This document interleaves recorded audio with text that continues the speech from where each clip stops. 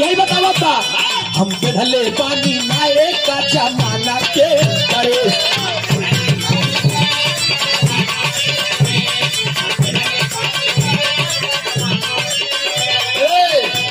तारा तारा देख के तू मूड लब भरे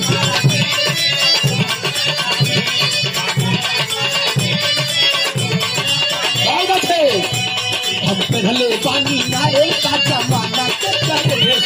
तारा तारा देख के तू मूड लब भरे सब लड़का कहे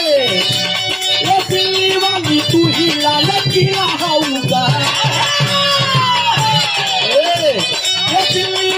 तू ही लाल किला होगा तो हर आंख नीला नीला का तू सीला होगा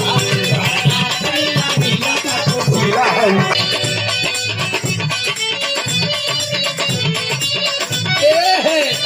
बड़ी सुंदर गीत ये गनवा एकदम हाल में आई बहुत हल्का भी मचाएगा दोनों खूबसूरत लड़की के दोनों लड़का एकदम एक तक निहारत रहे जब निहारत रहे तो लड़किया पलट के कहे ओए हमको तुम क्यों देख रहे हो लड़कवा कहा कि मैं तुम्हें नहीं देख रहा हूँ मैं आज की संस्कृति को देख रहा हूँ कि बतावा जो जमाना रहन मेहरारू 10 साल 15 साल बिताए ले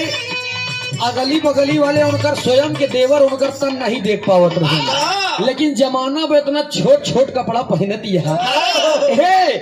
लड़किया पलट के कहा सुनो है पुराना जमाना रहन तुम पुराने जमाने में जी रहे हो जमाना चेंज हो गया कहता तब लड़किया उनका समझावत बाका समझाए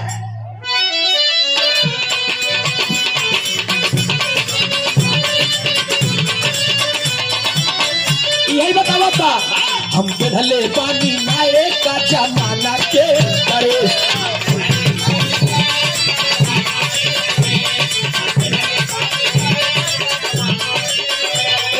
तारा तारा देख के तू मूड लब भरे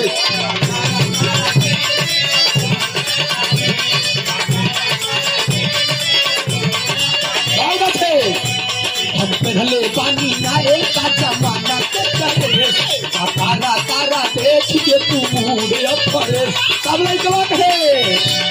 ये दिल्ली वाली तू ही लाल किला होगा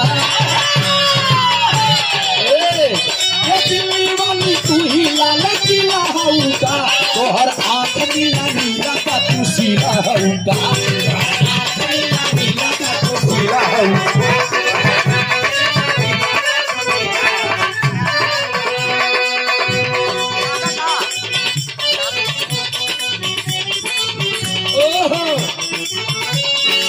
लड़किया बतावता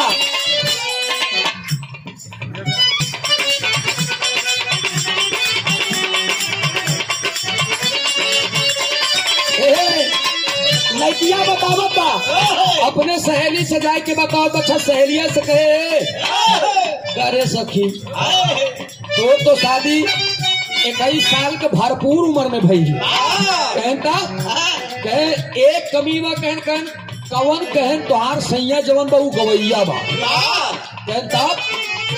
कहनी रतिया पहली रतिया कैसे बीती तो मेहरुआ बताओ तो क्या मेरे का बताई सकती पूरी रतिया तो harmonium T T T T कह के पूरा मर्द मसला बिगाड़ दे बताओ तो क्या बताए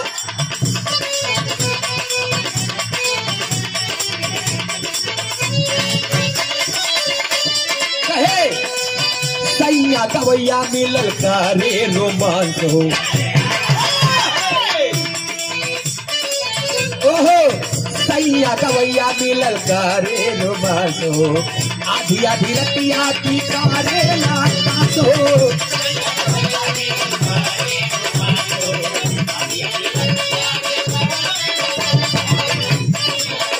बहुत अच्छा दिल बहादुर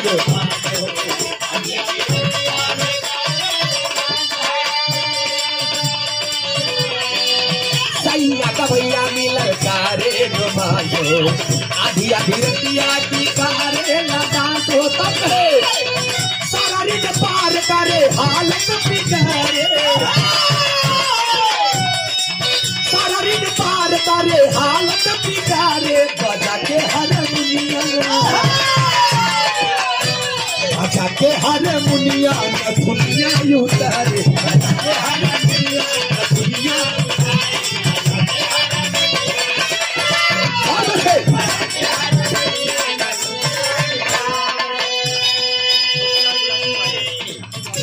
और ये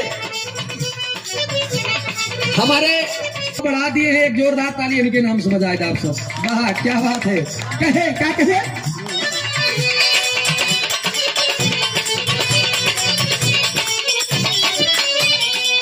कौनो ऐसे सुघर लड़की ऐसे सुघर लड़की और